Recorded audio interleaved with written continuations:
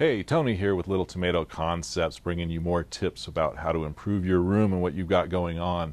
We're visiting with Paul with America's Best Hydroponic Garden Supply Center. And Paul, very nice to meet you and thank you for having us here today. Could you tell us a little bit about America's Best Hydroponic Store and where we are located? Yeah, America's Best Hydroponics is located in Palmdale, California. We've been in business for 9 years.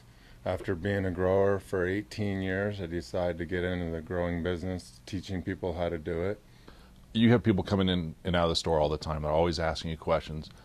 One of the most common questions I think that we were talking about earlier was about mediums, and could you elaborate and give us a tip? Okay, on a growing medium grow chart, it'll have a ppm range for vegetation and for flower, and as the plant gets bigger, the ppms go up.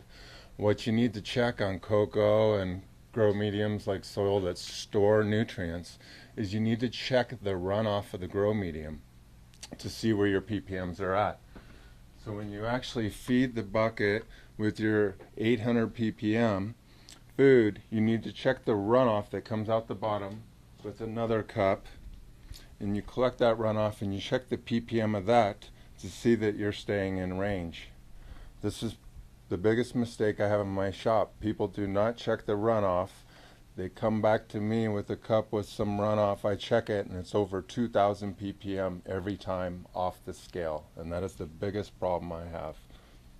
So when they start having that sounds like it creates nutrient lock. It creates all kinds of issues. It creates your plant's inability to process the fuel that you're trying to feed it and develop and grow, and results then become poor end results is what we're talking about. That's correct. Yep, it's a nutrient lockout, and it happens every day. Is there another area that you'd like to elaborate on?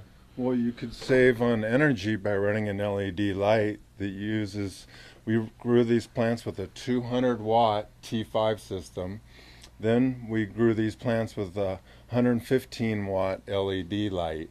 The LED 115 watt produced more than the 200 watt. So it's a huge savings on electricity. Not only that, every LED we used in our shop in the past 9 years, the grow medium would never dry out. With this LED, the grow medium lets the plant transpire the way it should, and the grow medium dries out. Therefore, this is very easy to use, dries out normally like a plant should, and it is a full spectrum light where you can actually see the plants and the colors of the leaves. The problem with the old LEDs, we couldn't see the color of the leaves without a special pair of glasses. So that is my tip on saving energy. Fantastic. I couldn't ask for a better endorsement. This is Tony with Little Tomato Concepts visiting with Paul at America's Best Hydroponic Garden Center in Palmdale, California. Thank you, and stay tuned for more tips from LTC. Thanks, you guys.